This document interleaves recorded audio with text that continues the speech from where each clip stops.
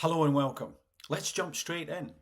5 women have already resigned. They resigned a little while ago from the victim liaison panel because they were worried about the scope of the inquiry being widened too much, therefore diluting resources and also potentially missing some important points that had to really be investigated thoroughly and whatever was going on uncovered and held up to some bright sunlight. Today, I'm going to quote from the Daily Mail, and this is from Fiona Goddard, who posted on X.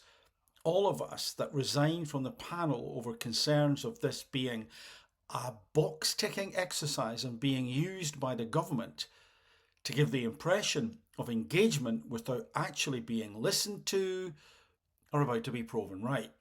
And what is she talking about? She's talking about the appointment of Baroness Longfield to head up the probe, to head up this inquiry. Now, I do not think for a second that Baroness Longfield will not do the job that she's been tasked with. However, that's not quite the issue here. The issue here is that we have victims, we have survivors who are in a bit of despair. We're in a bit of despair about the inquiry potentially being broadened, and now we're in a bit of despair again because of this appointment. Let me use an analogy. If you were working for an organisation, you would expect the CEO to work for you in the sense that the CEO would do whatever they could to make it a priority for you to be as motivated and engaged as possible, you and your colleagues. Also, they would do, presumably, whatever they could do to protect that organisation, that company, and help it thrive and survive. But you notice that the CEO and the leadership team actually overall were acting in very strange ways. The decisions were odd, to say the least. And you then found that, well, some of the decisions seemed to be almost working against you, your colleagues, and the company. They didn't make any sense. It was almost as if there were shareholders out there who were unseen but very powerful. And you could only work out they were there by observing the actual behaviours of the CEO and the CEO's team. A little bit like an astronomer can work out if there's another planet there by the behaviour of the planets that are visible, because the other planet is invisible. But maybe we can glean that it's there. So, what am I talking about? Well, that analogy, of course, is really about Keir Starmer and his leadership team. For so long now, it's felt as if this guy and his bunch of merry people have not been on the countryside, have been making some very odd and peculiar decisions, as if there were other forces out there, these in the shadows shareholders influencing what was done. Now, it could, of course, be total incompetence. I mean, that's definitely in the mix. They're not sending us their best, are they? But we're suspicious. And overall, if I asked you to rank from 10 to 1, 10 being perfect, 1 being low, your trust in Keir Starmer and this government, what number would you give it? You may well have to go into negative numbers, of course.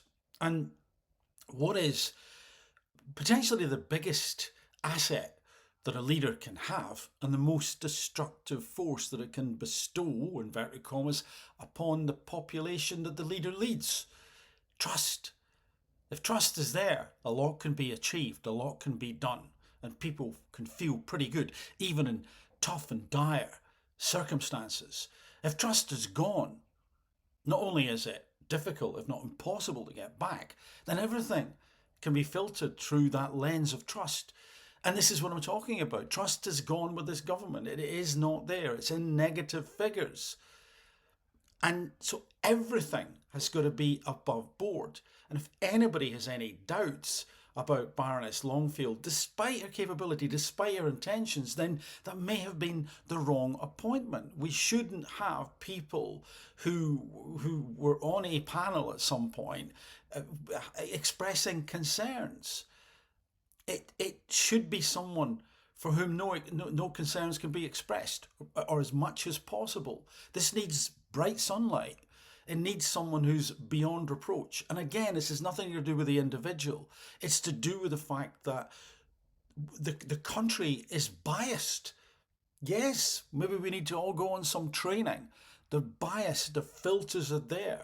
We're seeing the government through, well, basically beleaguered eyes, through untrustworthy goggles. None of the goggles aren't necessarily untrustworthy. It's that that's how these people look, and that's how they are being perceived. Now, some suggest that this appointment should have been a judge. Maybe it should have been somebody from the Tories, maybe somebody from Reform, maybe from somebody from a different country, the USA, for example. So, what to do? Well, I think what we need to pay attention to is actually, I'm going to quote here from Kemi Baroness. A national inquiry must leave no stone unturned. It must investigate councils, the police, and even the government. I would say definitely the government, if necessary. No, just make it necessary. Just investigate them anyway, on the off chance. It must be time limited, and it must consider the role of ethnicity, religion, and other cultural factors. Of course it must. Time limited, definitely. And that means as quickly as possible. Because how many times do you see an inquiry launched? And you just can kind of tell at the time that some people are hoping that by the time the results come out, the world has faced so many other different issues, crises to deal with, that it's lost a bit of its sting. I don't think this one will. I don't think so. But we need to get this up and running, that's for sure. And we need to get the results of this inquiry as soon as possible. And we need to know if there are any delays, why would they be there, and how could this be speeded up? Are there shortcuts that don't diminish the power and the forensic lens that is required to look at this whole area?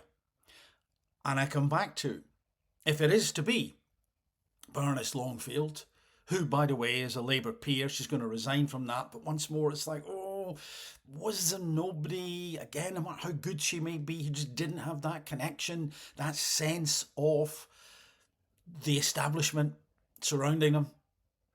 Was there no one else? But anyway, if that's where we are, then once more, words I've used before: transparency, openness, clear, timely communication, and also scathing honesty are required. What do you think?